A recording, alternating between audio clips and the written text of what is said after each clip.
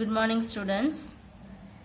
Today let us start the fifth chapter, remaining portion. This is the last part in this lesson. So in the chapter oda first volume ungalku mudiyudhu. So first listen, electromagnetic spectrum. So what do you mean by electromagnetic spectrum? Electromagnetic na namakku theriyum மின்காந்தம் அப்படினு சொல்லுவோம். Spectrum அப்படினா நிறமாலை அப்படினு சொல்லுவோம். அப்ப for example இப்போ நீங்க போடக்கூடிய பாசி எடுத்துக்கலாம். பாசில என்ன பண்ணும் அப்படினா கண்டினியூவா அந்த pearl என்ன செய்யும்னா சுத்தி பாசியோட அந்த குண்டு என்ன செய்யும் கண்டினியூவா வரும். ஏதாவது ஒரு இடத்துல பிரேக் பண்ணிட்டீங்கன்னா என்ன செய்யும் எல்லாம் ஸ்ப்ரெட் ஆயிரும். அந்த மாதிரி நிறமாலை, அதுக்கு பேர் என்னது நிறமாலை. ஒரு மாலை எப்படி இருக்குமோ அதனுடைய கண்டினியூஸா இருக்குமோ அது மாதிரி என்ன செய்யும் அப்படின்னா இந்த ஸ்பெக்ட்ரல் கலர்ஸ் கண்டினியூஸா தெரியும். அதாவது ஸ்பெக்ட்ரம் கேள்விப்பட்டிருப்பீங்க. அதாவது ப்ராக்டிகல்ஸ்லாம் நிறைய நீங்க இனிமே செய்வீங்க.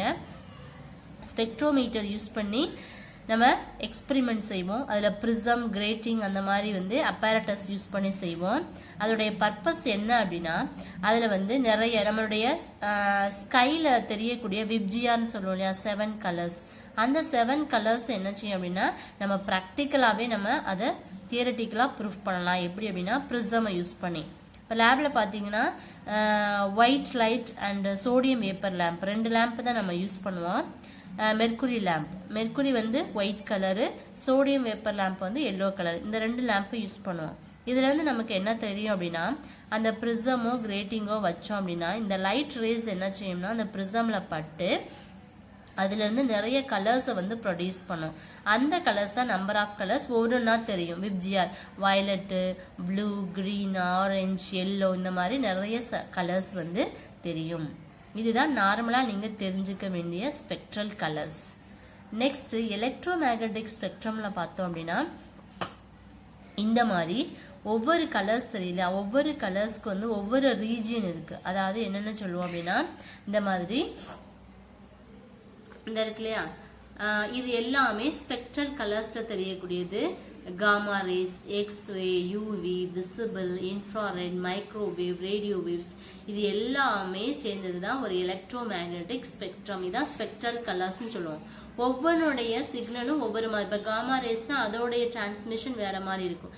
எக்ஸ்ரே, யூவி ரே ஒவ்வொன்றும் ஒவ்வொரு மாதிரியான ரேஸா இருக்கும். இப்போ ஒவ்வொரு ரேஸ் பத்தி தான் நம்ம என்ன பண்ண போறோம்னா இந்த லெசன்ல படிக்க போறோம். ஸோ இது உங்களுக்கு காலேஜ் படிச்சாலும் என்ன செய்யணும் யூஸ் ஆகும். இப்போ நார்மலா உங்களுக்கு புக்ல வேல்யூ கொடுத்துருப்பாங்க, எதுல இருந்து எது வரைக்கும் அதனுடைய ஃப்ரீக்வன்சி இருக்குங்கிறத நான் மொத்தமா ஃபைனலைஸ் பண்ணி உங்களுக்கு கொடுத்துருக்கேன். அதுல ஃபர்ஸ்ட் பாருங்க, இது எல்லாமே ரேஸ். செகண்ட்ல உள்ளது frequency. Third category wave length. இது எல்லாமே மேக்சிமம்ல இருந்து மினிமம் கொடுத்துருக்கேன். வேவ் லென்த் எல்லாம் மினிமம்ல இருந்து மேக்சிமம் கொடுத்துருக்கேன். சரிங்களா? ஸோ உங்களுக்கு ஈஸியா ஐடென்டிஃபை பண்றதுக்காக கொடுத்துருக்கேன். இது மேக்சிமம் டு மினிமம், இது மினிமம் டு மேக்சிமம். இந்த ஃபர்ஸ்ட் பாருங்க gamma rays. So gamma rays பத்தி நம்ம நிறைய படிச்சிருப்போம். இப்போ காமா ரேஸ்ங்கிறது கண்டிப்பா நியூக்ளியர் ரியாக்டன்ஸ் தான் ரொம்ப நமக்கு யூஸ் ஆகும். த ரேடியோ ஆக்டிவ் நியூக்ளியை, இந்த எலிமெண்டரி பார்ட்டிகல்ஸ் நம்ம படிச்சிருக்கோம். நியூக்ளியர் ஃபிஷன், ஃபியூஷன் அந்த மாதிரி ப்ராசஸ்க்கு எல்லாத்துக்குமே இந்த காமா ரேஸ் நமக்கு யூஸ் ஆகும். This race produce chemical reactions on photographic plates. என்ன செய்யும் எதுலாம் யூஸ் ஆகும் அப்படின்னா நிறைய கெமிக்கல் ரியாக்ஷன், அதுக்கப்புறம் இதுல நிறைய சொல்லுவோம் ஃப்ளோரசன்ஸ், அயனைசேஷன், டைஃப்ராக்ஷன்ஸ், இந்த மாதிரி நிறைய ப்ராசஸ். அதாவது நியூக்ளியர் ஃபீல்ட்ல இது ரொம்பவும் யூஸ்ஃபுல்லா இருக்கும். அடுத்து இதோட ஃப்ரீக்வன்சி ரேஞ்ச் பாத்தீங்க அப்படின்னா 10 to the power 20 ல இருந்து 10 to the power 24 வரைக்கும் இருக்கும். இதுதான் மேக்சிமம் ரேஞ்ச். எல்லா ரேஸை விட ஃபர்ஸ்ட் டாப் மோஸ்ட்ல இருக்கக்கூடிய ரே எது அப்படின்னா இந்த காமா ரே. அதோட வேவ் லென்த் எப்படி இருக்கும்னா இதை விட less than 10 to the power -12 மீட்டரா இருக்கும். இந்த காமா ரேஸ் எதுக்கெல்லாம் யூஸ் ஆகும்? The gamma rays have high penetrating power than X-rays than ultraviolet. என்ன செய்யுது இது எல்லா, அதாவது எக்ஸ்ரே, யூவி ரேயை விட இது ஒரு ஹை பெனட்ரேட்டிங் பவர் எந்த ரேல இருக்குன்னா இந்த காமா ரேல இருக்கு. இதுல பாத்தீங்க அப்படின்னா நிறைய இதுல வந்து ஏதாவது சார்ஜ் இருக்காது, பட் வந்து ஹார்ம்ஃபுல் டு ஹியூமன் பாடி. என்னது, நம்மளுடைய ஹியூமன் பாடிக்கு வந்து தீங்கு விளைவிக்கக்கூடியது. இந்த எக்ஸ்ரேஸ் ஒவ்வொரு ரேஸ்லயுமே நிறைய பாசிட்டிவும் இருக்கு, நிறைய நெகட்டிவ்ஸ் இருக்கு. காமா ரேஸ் வந்து எதை ப்ரொடியூஸ் பண்ணும் அப்படின்னா, அதாவது structure of atomic nuclear, atomic நியூக்ளியோடைய ஸ்ட்ரக்சர் என்ன, எலிமெண்டரி பார்ட்டிகல்ஸ் என்ன, ஃபிஷன் என்ன, ஃபியூஷன் என்ன, இந்த மாதிரி நியூக்ளியர் ஃபீல்டில் ரொம்ப யூஸ்ஃபுல்லா இருக்கக்கூடியது எது அப்படின்னா இந்த காமா ரேஸ். ஸ்பெஷலி எதுக்கு யூஸ் ஆகும்னா, it is used to radio therapy வந்து எது, கேன்சர் ட்ரீட்மெண்ட் நம்ம கேள்விப்பட்டிருக்கோம், அதுல ரேடியோ தெரபியில இந்த காமா ரே யூஸ் பண்ணுவாங்க. அதுக்கப்புறம் வந்து டியூமர்ல, அதுக்கப்புறம் அந்த ஃபுட் இண்டஸ்ட்ரியில பாத்தீங்க அப்படின்னா நிறைய வந்து ஜெர்ம்ஸை வந்து அழிக்கிறதுக்காக இந்த காமா ரேஸ் வந்து யூஸ் பண்ணுவாங்க. இதுதான் ஃபர்ஸ்ட் உள்ளது காமா ரேஸ். அடுத்து என்ன பார்க்க போறோம் அப்படின்னா எக்ஸ்ரேஸ்ங்கிறது முக்கியமா மெடிக்கல் ஃபீல்டில் தான் நமக்கு வந்து ரொம்ப யூஸ் ஆகும். அது போக பாத்தீங்கன்னா கிறிஸ்டல் ஸ்ட்ரக்சர்லயும் வந்து இது ரொம்பவும் யூஸ்ஃபுல்லா இருக்கும். இதுல வந்து இதோட ஃப்ரீக்வன்சி ரேஞ்ச் எதுல இருக்குன்னா 10⁻17 இருந்து 10⁻20. வேவ் லென்த் வந்து 1 நானோமீட்டர்ல இருந்து 1 பிக்கோமீட்டர். சரிங்களா? சோ இது எல்லாமே எக்ஸ்ரேஸ். அப்ப எக்ஸ்ரேஸ்ங்கிறது மோர் பெனட்ரேட்டிங் பவர் தென் யூவி ரேடியேஷன். அதாவது யூவி ரேடியேஷன், இந்த யூவியை விட எது பவர்ஃபுல் அப்படின்னா எக்ஸ். இப்ப காமா ரேஸ் என்ன சொன்னோம், எக்ஸ்ரே யூவி ரேயை விட பெனட்ரேட்டிங் பவர் அதிகமா இருக்கும். அடுத்து எக்ஸ்ரே பாத்தீங்கன்னா யூவி ரேஸை விட எக்ஸ்ரே வந்து பெனட்ரேட்டிங் பவர் வந்து அதிகமா இருக்கும். இது வந்து structure of inner atomic electron, செல்லோடைய அட்டாமிக் ஸ்ட்ரக்சர் படிக்க, கிறிஸ்டல் ஸ்ட்ரக்சர் படிக்கிறதுக்காக இது யூஸ் ஆகுது. இன்னும் பார்த்தோம் அப்படின்னா நிறைய ஃபீல்டில் யூஸ் ஆகும். எதுல அப்படின்னா இந்த போன் ஃப்ராக்சர்ல வந்து அந்த மெடிக்கல் டேர்ம்ஸ்ல வந்து யூஸ் ஆகும். Formation of bones and stones, அதுக்கப்புறம் வந்து observing the progress of the healing bones, இது எல்லாத்துக்குமே இது எது யூஸ் ஆகும், இந்த எக்ஸ்ரேஸ் வந்து யூஸ் ஆகும். அது போக பார்த்தோம்னா it is used to detect faults, cracks, flaws and holes. என்ன செய்யும், நிறைய இந்த மாதிரி எல்லா ஃபீல்டுலையுமே வந்து இது ரொம்ப மெடிக்கல் ஃபீல்டில் தான் ரொம்பவும் யூஸ்ஃபுல்லா இருக்கும். அடுத்து நம்ம பார்க்க போறது யூவி ரேஸ். யூவி ரேடியேஷன் வந்து என்ன சொன்னா அல்ட்ரா வயலட் ரேடியேஷன் சொல்லுவோம். இந்த யூவி ரேஸோட ஃப்ரீக்வன்சி வந்து 10⁻15 இருந்து 10⁻17. வேவ் லென்த் எவ்வளவு இருக்கும்னா 400 நானோமீட்டர்ல இருந்து 1 மில்லிமீட்டர். சரிங்களா? அப்ப இதுல இருந்து இந்த ரேஞ்ச் வரைக்கும் என்ன செய்ய இருக்குன்னா அதனுடைய வேவ் லென்த். அப்ப யூவி ரேஸ்ங்கிறது எதுக்கு யூஸ் பண்ண, இதுக்கு வந்து இது வந்து இந்த gamma rays, X rays, UV ரேஸை கம்பேர் பண்ணும்போது இந்த யூவி ரேடியேஷன் வந்து வெரி லெஸ் பெனட்ரேட்டிங் பவர் வந்து இதுல இருக்கும். ஆனா இது என்ன பண்ணும் அப்படின்னா நிறைய ஹியூமன் பாடிக்கு வந்து தீங்கு விளைவிக்கக்கூடியது இதுதான். நெக்ஸ்ட் பாத்தீங்க அப்படின்னா நிறைய பாக்டீரியாஸ்ல பாத்தீங்கன்னா மெடிக்கல் ஃபீல்டில் பாக்டீரியா இன் ஸ்டெரிலைசிங் த சர்ஜிக்கல் இன்ஸ்ட்ருமெண்ட்ஸ், அதாவது சர்ஜரியில வந்து அந்த இன்ஸ்ட்ருமெண்ட்ஸ்ல இந்த பாக்டீரியாவை என்ன பண்ணணும், அதை வந்து இது பாக்டீரியாவை வந்து கொள்ற அந்த ஜெர்ம்ஸை வந்து அழிக்கிறதுக்கும் இது யூஸ் பண்ணுவாங்க. அப்புறம் அலாரம், நெக்ஸ்ட் வந்து ஃபிங்கர் பிரிண்ட், அப்புறம் அட்டாமிக் ஸ்ட்ரக்சரு, இந்த மாதிரி அதாவது அட்டாமிக் ஸ்ட்ரக்சரை பத்தி படிக்க எல்லாத்துக்குமே எது யூஸ்ஃபுல்லா இருக்குன்னா இந்த யூவி ரேடியேஷன். அடுத்து இது போக அடுத்து என்ன பார்க்க போறோம் அப்படின்னா விசிபிள் லைட். விசிபிள் லைட்னு சொல்லும்போது நார்மலா நம்ம ஈஸியா பார்க்கக்கூடியது இது ஒண்ணுதான். இது வந்து அதாவது குறிப்பிட்ட டெம்பரேச்சர்ல, அதாவது இன்கேண்டசன்ஸ் பாடின்னு சொல்லுவாங்க, ஒரு குறிப்பிட்ட டெம்பரேச்சர்ல வந்து அந்த ரேடியேஷன் ஆகி அந்த ஆட்டம்ஸ் என்ன செய்யும் அப்படின்னா நம்ம ஈஸியா நம்ம கண்களால பார்க்க முடியற அளவுக்கு இருக்கும். இது எதை ஒபே பண்ணும்னா ரெஃப்ளெக்ஷனையும் ஒபே பண்ணும், ரெஃப்ராக்ஷனையும் ஒபே பண்ணும். இதுல மொத்தம் வந்து 5 விதமான ப்ராசஸ் நடக்கும்பா. இந்த ஃபர்ஸ்ட் ஒன் வந்து ரெஃப்ளெக்ஷன், செகண்ட் வந்து ரெஃப்ராக்ஷன், நெக்ஸ்ட் ஒன் வந்து இன்டர்ஃபரன்ஸ் அண்ட் டைஃப்ராக்ஷன், போலரைசேஷன். இது எல்லா ப்ராசஸுமே விசிபிள் லைட்ல நடக்கும். இது எல்லாத்துக்குமே மீனிங் சொல்லிருக்கீங்களா?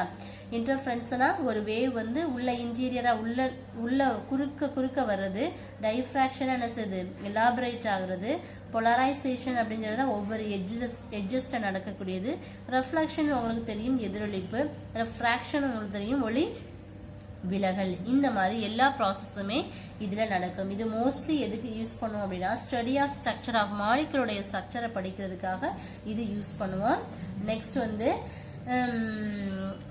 நம்மளுடைய கண் பார்வைக்கு வந்து இது ரொம்பவும் வந்து கண் பார்வையில வந்து எந்த ஒரு டிஃபெக்ட் ஆகாம விசிபிளா இருக்கிறதுக்காக இது யூஸ் ஆகுது. அடுத்து நியர் ஐஆர்ஐ. ஐஆர்னா இன்ஃப்ராரெட் ரேடியேஷன். இன்ஃப்ராரெட் ரேடியேஷன்ஸை பத்தி நமக்கு தெரியும். அதாவது இட் ப்ரொடியூசஸ் ஹார்ட் பாடிஸ். என்ன செய்யும், இதோட ரேடியேஷன் வந்து அதிகமா இருக்கும். இருந்தாலும் என்ன செய்யும் அப்படின்னா நிறைய வந்து அந்த சேட்டலைட்டுக்கு வந்து நிறைய சேட்டலைட்லாம் லான்ச் பண்ணுவாங்க இல்லையா, அந்த மாதிரி அந்த சேட்டலைட் லான்ச் பண்ணும்போது நிறைய எனர்ஜியை வந்து ப்ரொடியூஸ் பண்ணும். எதில் அப்படின்னா சோலார் செல்ல இருந்து. அப்போ எதை பேஸ் பண்ணினா இந்த இன்ஃப்ராரெட் ரேடியேஷனை யூஸ் பண்ணி. And also it is used to produce. எதுக்கு யூஸ் ஆகும் அப்படின்னா டீஹைட்ரேட்டட் ஃபுட்டு வந்து டீஹைட்ரேட் ஆக. நெக்ஸ்ட் வந்து பார்த்தோம் அப்படின்னா தெரபி, மஸ்குலர் தெரபி, அதாவது மஸ்குலர் பெயின், ஸ்ப்ரைன், இது எல்லாத்துக்குமே வந்து கியூர் பண்றதுக்காக இது யூஸ் ஆகுது. அடுத்து டிவி ரிமோட்டு, நெக்ஸ்ட் வந்து போட்டோகிராஃபிலையும் வந்து இந்த இன்ஃப்ராரெட் வந்து நியர் ஐஆர் ரேடியேஷனும் ஐஆர்எஸ் ரெண்டுமே ஒன்று தான். ரெண்டுமே இந்த ஃபீல்டில் நமக்கு யூஸ் ஆகுது. அதோடைய ஃப்ரீக்வன்சி, அதோடைய வேவ் லென்த். நெக்ஸ்ட் பார்த்தோம் மைக்ரோவேவ்ஸ். மைக்ரோவேவ்ஸ் அப்படிங்கிறது என்ன அப்படின்னா, மைக்ரோ அப்படின்னு சொன்னாவே என்னது, ரொம்ப சின்ன பார்ட்டிகிள்ஸை நம்ம பார்க்குறோம். அதோடைய ஃப்ரீக்வன்சி கொடுத்துருக்கேன், வேவ் லென்த் கொடுத்துருக்கேன். ஸோ மைக்ரோவேவ்ஸுங்கிறது நிறைய வந்து இட் இஸ் ப்ரொடியூஸ்டு வேக்கம் டியூப்ஸ்ன்னு சொல்லுவோம். வேக்கம் டியூப்ஸ் வந்து கேள்விப்பட்டிருப்பீங்க. எதெல்லாம் சொல்லணும்னா இந்த கிளிஸ்ட்ரான், மேக்னெட்ரான், கன் டயோடு, இது எல்லாமே ஒரு எலக்ட்ரானிக்ஸ் டைப்ஸ். டயோடு அப்படிங்கிறது ஒரு காம்போனன்ட். அந்த மாதிரி என்ன செய்யும், அந்த மாதிரி வேக்கம் டியூப்ஸ்ல வந்து இது ரொம்ப யூஸ் ஆகும். நிறைய பார்த்தோம் அப்படின்னா ஏர்கிராஃப்ட், நேவிகேஷன், அப்புறம் வந்து வெஹிக்கிளோடைய ஸ்பீடை வந்து அனலைஸ் பண்ண, அதுக்கப்புறம் வந்து குக் பண்ண, நெக்ஸ்ட் வந்து ரொம்ப லாங் டிஸ்டன்ஸ்ல வந்து கம்யூனிகேட் பண்ண, வயர்லெஸ் கம்யூனிகேஷன் எல்லாத்துக்குமே இந்த மைக்ரோவேவ் யூஸ் ஆகுது. அடுத்து ரேடியோ வேவ்ஸ். இதுவும் அதே மாதிரி என்ன பண்ணோம் அப்படின்னா ரேடியோ டெலிவரி கம்யூனிகேஷன் சிஸ்டம்ல இது ரொம்ப யூஸ்ஃபுல்லா இருக்கும் நமக்கு. அதாவது வாய்ஸ் டிரான்ஸ்மிட் பண்ண, சிக்னலை டிரான்ஸ்மிட் பண்ண இது வந்து என்ன செய்யும் அப்படின்னா ரொம்ப யூஸ்ஃபுல்லா இருக்கும். ஸோ இதுதான் என்ன அப்படின்னா எலக்ட்ரோ மேக்னெட்டிக் ஸ்பெக்ட்ரம். உங்களுக்கு தியரட்டிக்கலா கொடுத்துருப்பாங்க.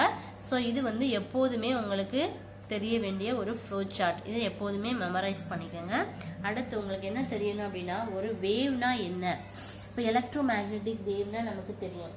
அப்ப அந்த வேவ் வந்து ப்ராபகேட் ஆகும். அது மாதிரி இதுதான் ஒரு கம்ப்ளீட் சைக்கிள்னு சொல்லுவோம். இதுல இருந்து இது வரைக்கும் உள்ளது ஒரு கம்ப்ளீட் சைக்கிள். அது மாதிரி இங்க இருந்து இது வரைக்கும் உள்ளது கம்ப்ளீட் சைக்கிள். அப்ப இது ரெண்டு எட்ஜ்ல இதுல கண்டுபிடிக்கிற வேல்யூ தான் லாம்டா. இதுதான் பாசிட்டிவ் ஆஃப் சைக்கிள், இது வந்து நெகட்டிவ் ஆஃப் சைக்கிள்னு சொல்லுவோம். இப்போ வேவ் லென்த் கண்டுபிடிக்கணும் அப்படின்னா என்ன பண்ணணும்னா C/V. இது எல்லாமே இம்பார்ட்டன்ட் டேர்ம்ஸ், ஃபார்முலாஸ். இதெல்லாம் நமக்கு ரொம்ப யூஸ்ஃபுல் ஆகும். இப்போ வேவ் லென்த் கண்டுபிடிக்கணும்னா C/V. இது V யோட வேல்யூ தெரியணும்னா என்ன பண்ணணும்னா C/λ.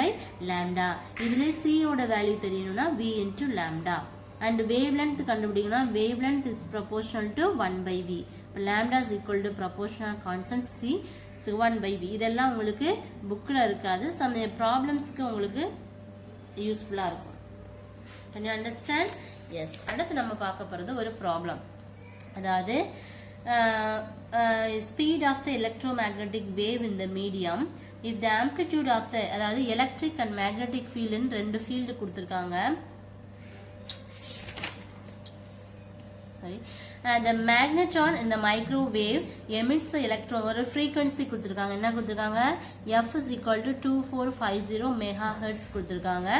இதோட magnetic strength வந்து required for electrons to move the circular pathல சுத்தணும் அப்படின்னா அப்ப எவ்வளவு frequency அதுக்கு தேவை, அப்ப எவ்வளவு field அதுக்கு தேவை. இப்ப frequency கொடுத்திருக்காங்க, megahertz hertz மாத்தியாச்சு. சார்ஜ் நமக்கு தெரியும், இது constant. Mass of the proton நமக்கு தெரியும். இதுல இருந்து நமக்கு என்ன கண்டுபிடிக்கணும், மேக்னெட்டிக் ஃபீல்ட். அப்ப என்ன பண்ணலாம், ஸோ ஆங்குலர் ஃப்ரீக்வன்சி நம்ம கண்டுபிடிச்சோம் அப்படின்னா கண்டிப்பா மேக்னெட்டிக் ஃபீல்ட். ஏன்னா சர்க்குலர் பாத் அப்படின்னு சொல்லும்போது சர்க்குலர் பாத்துல கண்டிப்பா அதுக்கு என்ன தேவை, ஆங்குலர் ஃப்ரீக்வன்சி. இப்போ சர்க்குலேட்டரி மோஷன் அப்படின்னு சொன்னாவே ஃப்ரீக்வன்சி. என்ன ஃப்ரீக்வன்சி, ஆங்குலர் ஃப்ரீக்வன்சி. இப்போ ஆங்குலர் ஃப்ரீக்வன்சி கண்டுபிடிக்கணும்னா PQ/m. ஒமேகாங்கிறது என்னது 2πf ஈக்குவல் டு PQ/m. அப்ப P is equal to 2πfm by Q. அப்ப எல்லா வேல்யூம் இருக்கா, டைரக்டா சப்ஸ்டிட்யூட் பண்ணி இந்த டேர்மை சிம்பிளிஃபை பண்ணீங்கன்னா என்ன கிடைக்கும், 0.087 டெஸ்லா. டெஸ்லாங்கிறது மேக்னெட்டிக் ஃபீல்டோடைய unit. Can you understand? Yes, given datas எழுதுறீங்க. ஆங்குலர் ஃப்ரீக்வன்சி கண்டுபிடிக்கணும்னா என்ன ஃபார்முலாஸ், அது எந்தெந்த டேர்ம்ஸ்லேருந்து கொண்டு வரோங்கிறத பார்த்துக்கோங்க. ஸோ அதில் வந்து ஃபைனலைஸ் பண்ணலாம். நெக்ஸ்ட் ஒன்று, இந்த லெசனுடைய ரொம்ப இம்பார்ட்டண்டான next topic type of spectrum. Types of spectrum. First என்ன பார்த்தோம்? எலக்ட்ரோ மேக்னெட்டிக் ஸ்பெக்ட்ரம்னா என்ன, அதில் எத்தனை ரேஸ் இருக்கு, ஒவ்வொரு ரேஸ் நமக்கு எதுக்கு யூஸ் ஆகுது. அடுத்து நம்ம என்ன பார்க்க போறோம் அப்படின்னா, அதுக்கப்புறம் ஒரு எக்ஸாம்பிள் பார்த்தோம். This is the last question in this chapter. Types of spectrum is the important 5 mark question. இல்ல அப்சார்ப்ஷன் ஸ்பெக்ட்ரம தனியா கேட்பாங்க, எமிஷன் ஸ்பெக்ட்ரம தனியா கேட்பாங்க. ஸோ டைப்ஸ் ஆஃப் ஸ்பெக்ட்ரம்னா என்ன அப்படிங்கறத ஃபர்ஸ்ட் நீங்க தெரிஞ்சுக்கணும். Look at this diagram.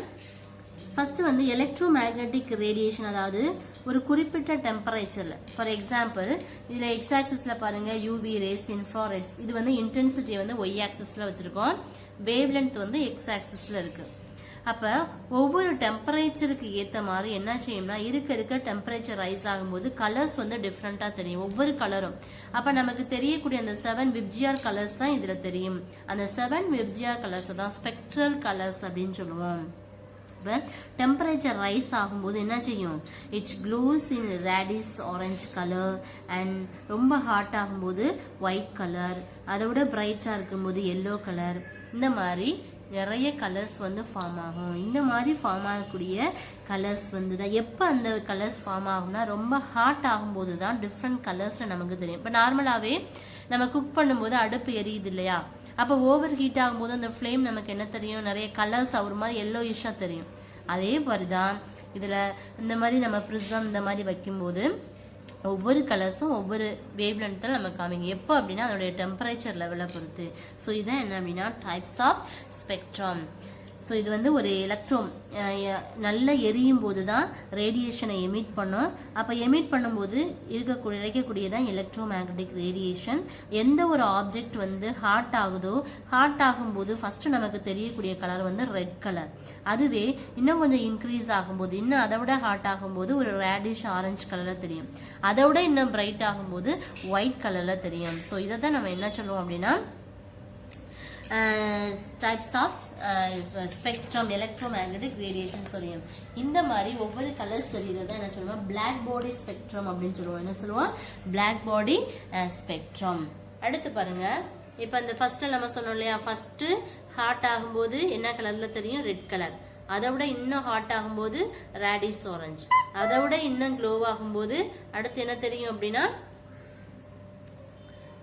Last வந்து ரொம்ப பிரைட் ஆகும்போது என்ன செய்யும் அப்படின்னா ஒயிட் கலர். நெக்ஸ்ட் இதுதான் பிளாக் பாடி ரேடியேஷன். அப்படின்னா டெம்பரேச்சர் அதிகமாகும்போது ஃபர்ஸ்ட் வந்து ரெட் கலர்ல தெரியும், ஓவர் ஹாட் ஆகும்போது ரேடிஷ் ஆரஞ்சு தெரியும், அண்ட் தேர்ட் அதை விட பிரைட் ஆகும்போது ஒயிட் கலர். இந்த மாதிரி கலர்ஸ் வந்து டெம்பரேச்சரை பொறுத்து மாறுறது பேர் தான் பிளாக் பாடி ஸ்பெக்ட்ரம் அப்படின்னு சொல்லுவோம். இதுல முக்கியமா நீங்க என்ன தெரியணும் அப்படின்னா, அடுத்து பாத்தீங்கன்னா பிரிசம். பிரிசம் ஆல்ரெடி கேள்விப்பட்டிருப்பீங்க. இந்த பிரிசம் பாருங்க, லுக் அட் திஸ் டயக்ராம். இந்த பிரிசம்ல ஒரு ஒயிட் லைட், என்ன இதுதான் பிரிசம், இதை வச்சுதான் நம்ம லேப்ல செய்வோம். இதுல ஒயிட் லைட் இது பாஸ் பண்ணோம் அப்படின்னா அந்த பிரிசம் என்ன செய்யும்னா, இந்த split into the 7 colors. என்ன தெரியும், 7 கலர்ஸ் தெரியும். அந்த மாதிரி கலர்ஸ் வந்து என்ன கண்டினியூஸா தெரியும். ஒரு கலருக்கு அடுத்து என்ன செய்யும், அடுத்தடுத்த கலர்ஸ் தெரியும். இந்த மாதிரி ஃபார்ம் ஆகிறதுக்கு பேரு தான் என்ன சொல்லுவோம் அப்படின்னா டிஸ்பர்ஷன் ஆஃப் லைட் அப்படின்னு சொல்லுவோம். அதாவது இந்த கலர்ஸ் வந்து கொடுக்கக்கூடிய ஒயிட் கலர் ரே வந்து பிரிசம்ல பட்டு அது என்ன செய்யும், டிஸ்பர்ஸ் ஆகும். ஸோ இந்த மாதிரி இருக்கக்கூடிய ஸ்பெக்ட்ரமுக்கு தான் என்ன அப்படின்னா டிஸ்பர்ஷன் ஆஃப் லைட் அப்படின்னு சொல்லுவோம். Can you understand? எஸ். அப்ப பிளாக் பாடி ரேடியேஷனா டெம்பரேச்சர் பொறுத்து கலர் மாறுறது black body radiation. At the same time பிரிசம்ல ஒரு ஒயிட் லைட் கொடுக்கும்போது அது நம்பர் ஆஃப் 7 கலர்ஸ் வந்து ப்ரொடியூஸ் பண்ணும். அந்த மாதிரி ப்ரொடியூஸ் பண்றதுக்கு பேரு தான் என்ன அப்படின்னா ஸ்பெக்ட்ரம்.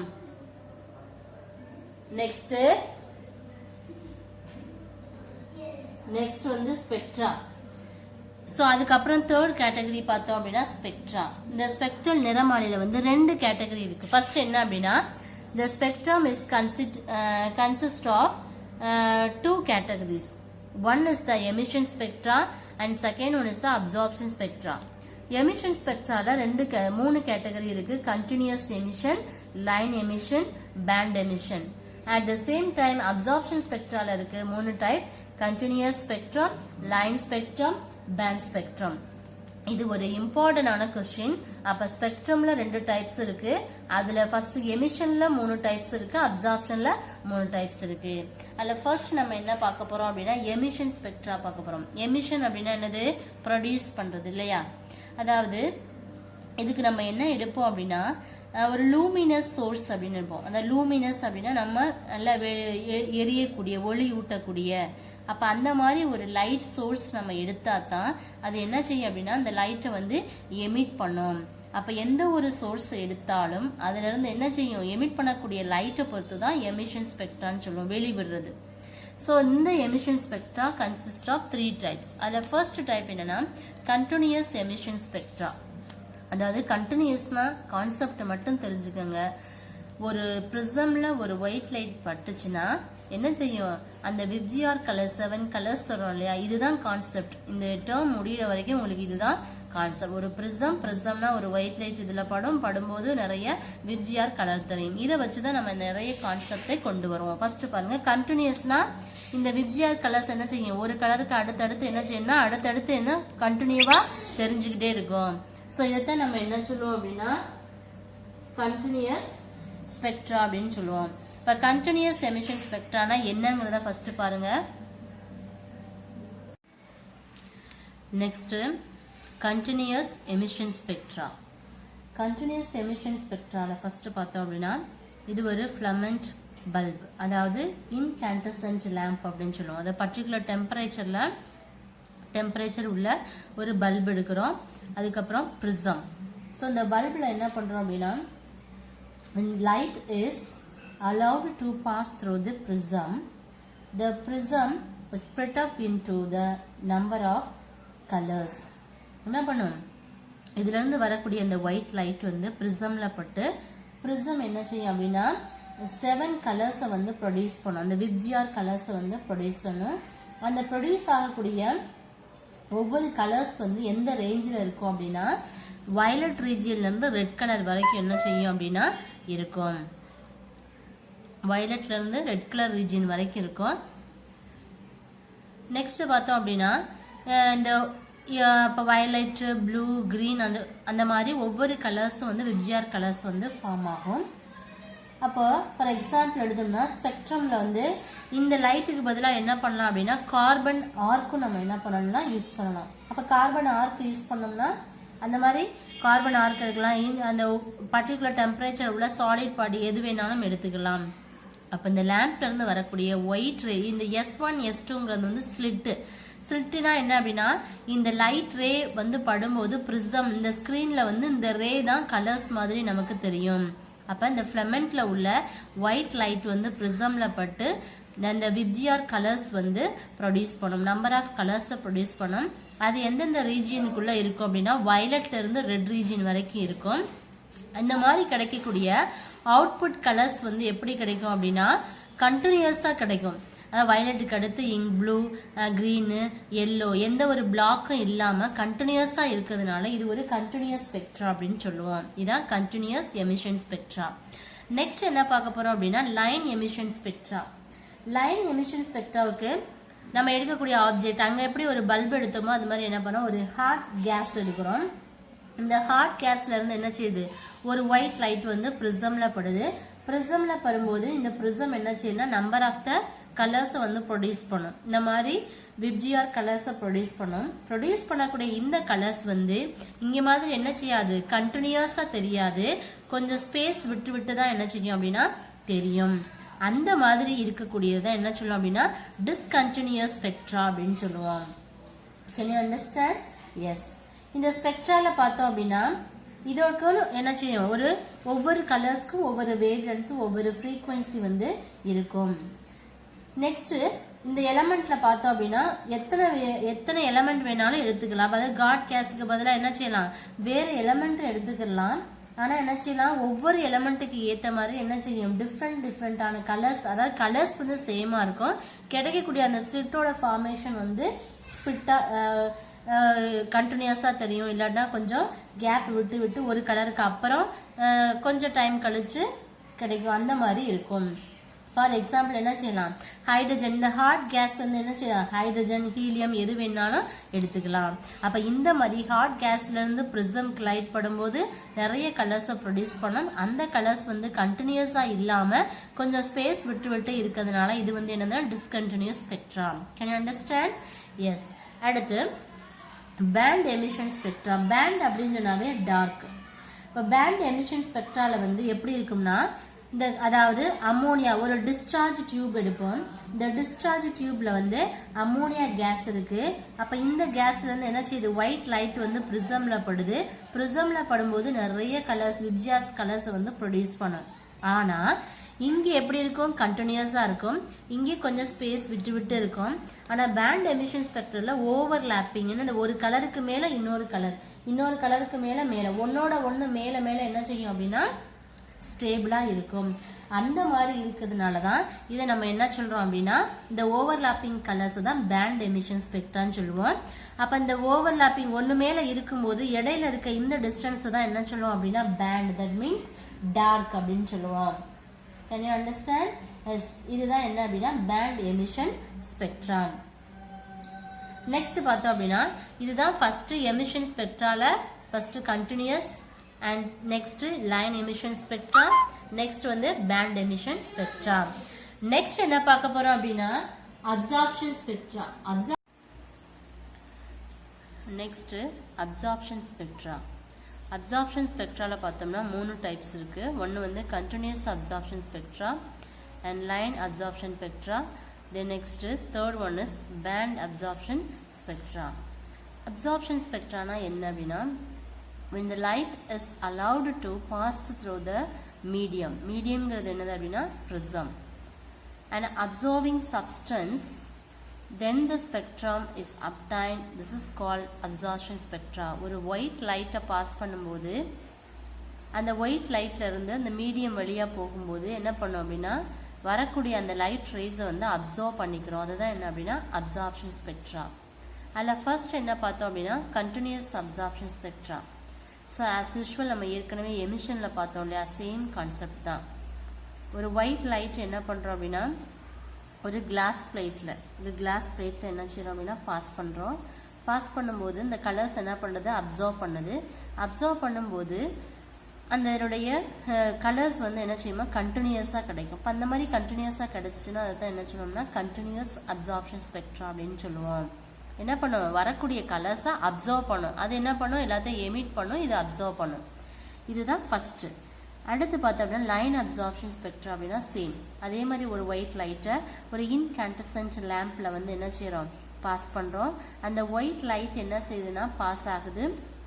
அப்போ இந்த ப்ரிசம் வழியாக போகும்போது அந்த கலர் வந்து லைட் என்ன பண்ணோம்னா டிஸ்பர்சன் ஆகும். இந்த லைட்டை டிஸ்பர்ஸ் பண்ணி நிறைய கலர்ஸை ப்ரொடியூஸ் பண்ணும். அப்படி ப்ரொடியூஸ் பண்ணும்போது நம்ம என்ன பண்ணலாம் அப்படின்னா இந்த லைட் சோர்ஸ்க்கு பதிலாக கார்பன் ஆர்க் யூஸ் பண்ணலாம், மெர்க்குரி லேம்ப் யூஸ் பண்ணலாம், சோடியம் வேப்பர் லேம்ப் யூஸ் பண்ணலாம். எல்லாமே கலர். இப்போ மெர்க்குரின்னு சொல்லும் போது ஒயிட் கலர் லைட் கிடைக்கும், சோடியம் வேப்பர் லேம்ப்னு சொல்லும் போது எல்லோ லைட் கிடைக்கும். அப்போ இந்த மாதிரி கண்டினியூஸாக என்ன செய்யணும்னா லைன் வந்து கிடைக்கும். இந்த மாதிரி கண்டினியூஸா வந்து இந்த அப்சார்ப்ஷன் ஸ்பெக்ட்ரா வந்து கிடைக்கும். ஆனா அது எப்படி இருக்கும், அந்த ஒரு ரேக்கும் இன்னொரு ரேக்கு இடையில ஒரு டார்க் லைன்ஸ் வந்து இருக்கும். அப்ப இது வந்து கிரீன் கலரை மட்டும்தான் என்ன செய்யும் அப்படின்னா அக்செப்ட் பண்ணும். அதை மற்ற எல்லா கலரை விட கிரீன் கலருக்கு தான் வந்து என்ன செய்யும் அப்படின்னா அதிக அளவில் இந்த ரீஜியன்ல இருக்கும். இது வந்து லைன் அப்சார்ப்ஷன் ஸ்பெக்ட்ரா. அடுத்து band emission spectra. Band absorption ஸ்பெக்ட்ரால சேம். பேண்ட் அப்படின்னு சொன்னாவே டார்க். அதே போல ஒயிட் லைட்டை பாஸ் பண்றோம். நம்ம எதுல வேணாலும் எடுத்துக்கலாம். அதாவது சோடியம் வேப்பர், நெக்ஸ்ட் வந்து டைலூட்டட் சொல்யூஷன்ஸ் எது வேணாலும் பார்க்கலாம். டைலூட்டட் சொல்யூஷன்னா நம்ம பிளட், குளோரோஃபில் எது வேணாலும் எடுத்துக்கலாம். நம்ம இங்க என்ன எடுத்துருக்கோம் அப்படின்னா பிளட். அப்போ இந்த ஒயிட் லைட் என்ன பண்றோம், அந்த டைலூட் சொல்யூஷன்ல பாஸ் பண்ணும்போது எதை ஆர்கானிக் இன்ஆர்கானிக் எது வேணாலும் எடுத்துக்கலாம். அப்போ என்ன பண்ணணும், நிறைய நம்பர்ஸ் ஆஃப் ஸ்பெக்ட்ரல் கலர்ஸை ப்ரொடியூஸ் பண்ணோம். அந்த கலர்ஸ் எப்படின்னா ஓவர்லாப்பிங் கலர்ஸாக தெரியும். அப்போ தெரியும் போது ஒரு இடம் வந்து என்ன செய்யும், டார்க்காக இருக்கும். அப்போ இந்த மாதிரி ஃப்ரீ ஸ்பேஸாக இருக்கிறது தான் டார்க் லைன்ஸ். இதுதான் என்ன சொல்லணும் அப்படின்னா band absorption spectra. Can you understand? Yes, first பார்த்தது continuous line and band absorption spectrum. So அதுக்கப்புறம் ஒரு இம்பார்ட்டன்ட் 2 மார்க் கொஸ்டின் என்ன அப்படின்னா ஃப்ரான்க்-ஹோபர் லைன்ஸ் அப்படின்னு சொல்லுவோம். நல்லா பார்த்துக்கோங்க. இதுதான் வேவ் லென்த், அதோடைய வேவ் லென்த். இது இன்ஃப்ராரெட் அண்ட் ரேடியோ ஸ்பெக்ட்ரம். இது யூவி ரேஸ். ஒவ்வொரு ரேஸ் வந்து எப்படி இருக்கும் ஒவ்வொரு கேட்டகரியில். நார்மலாக இந்த ஸ்பெக்ட்ரமில் ஃபார்ம் ஆகக்கூடியது விப்ஜிஆர் கலர்ஸ் 7 கலர்ஸ் தான். ஃப்ரான்க்-ஹோபர் அப்படின்னு சொல்லும்போது என்ன அப்படின்னா, அதாவது it consist of large number of dark lines. இதில் வந்து என்ன பண்ணும், நிறைய டார்க் லைன்ஸ் ஃபார்ம் ஆகும். அப்படி ஃபார்ம் ஆகக்கூடிய டார்க் லைன்ஸ் வந்து இதை தான் என்ன சொல்றோம், சோலார் ஸ்பெக்ட்ரம்ஸ் அப்படின்னு. ஸ்பெக்ட்ரம் அப்படின்னாவே நிறைய கலர்ஸ் ப்ரொடியூஸ் பண்ணும். அந்த சோலார் ஸ்பெக்ட்ரமில் ஃபார்ம் ஆகக்கூடிய அந்த டார்க் லைன்ஸ்க்கு பேர் தான் ஃப்ரான்க்-ஹோபர் lines. This is an important 2 mark question. When the absorption spectra for various materials are compared with the Frank-Hooper lines in the solar spectrum, which helps in the identify the element present in the sun's atmosphere. இப்போ நார்மலாக இந்த solar spectrum எடுத்துட்டோம்னா solar ஸ்பெக்ட்ரம்ல நிறைய spectral colours produce ஆகும். அதில் form ஆகக்கூடிய dark லைன்ஸை தான் என்ன சொல்லுவோம் அப்படின்னா ஃப்ரான்க்-ஹோபர் லைன்ஸ் அப்படின்னு சொல்லுவோம். அப்போ இந்த ஃப்ரான்க்-ஹோபர் லைன்ஸை பார்த்தோம் அப்படின்னா நிறைய வந்து சோலார் ஸ்பெக்ட்ரம்ஸ் சன்னிலேருந்து கிடைக்கக்கூடிய அந்த ரேஸ்லேருந்து என்ன செய்யும் அப்படின்னா கம்பேர் பண்ணும்போது அதில் வரக்கூடியது என்ன பண்ணுது, நம்பர் ஆஃப் த கலர்ஸ் வந்து நமக்கு கிடைக்கும். இப்போ இந்த மாதிரி எதுக்காக இதை நம்ம யூஸ் பண்ணுறோம் அப்படின்னா ஈஸியாக அந்த நம்ம சுற்றி இருக்கக்கூடிய அந்த சன்னுடைய அட்மாஸ்பியர், அதோடைய அட்மாஸ்பியர் என்னங்கிறத ஐடென்டிஃபை பண்ணுறதுக்கும் இது நமக்கு ரொம்ப ஹெல்ப்ஃபுல்லாக இருக்குது. So this is the important 2 mark question. Dear students, so today class over and 5th unit also over. Today your homework is explain the types of emission spectrum. This is the one of the 5 mark question, and types of the absorption spectrum also 5 mark question, and uses of IR radiation, microwave. நான் simple terms 2-3 தான் கொடுத்துருக்கேன், நிறைய இருக்கு, எல்லா ரேஸுமே படிச்சுக்கோங்க. Dear students, 5th unit over. So we will see next chapter. Thank you students. Thank you.